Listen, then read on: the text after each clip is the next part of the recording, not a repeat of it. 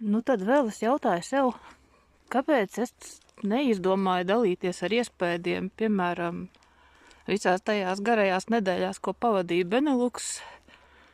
Iespēja bija krāšņāki, daudz koncertu, citāds klimats.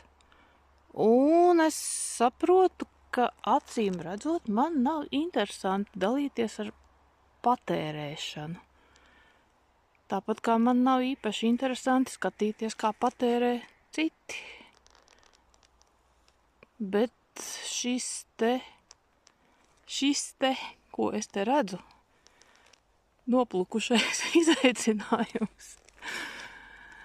Ja ticēt tam, ka dvēseles nāk uz noteiktiem uzdevumiem, manuprāt, trūcīgumu es tiešām pieņēmu brīvprātīgi, jo tas ir tāds izaicinājums radošajiem.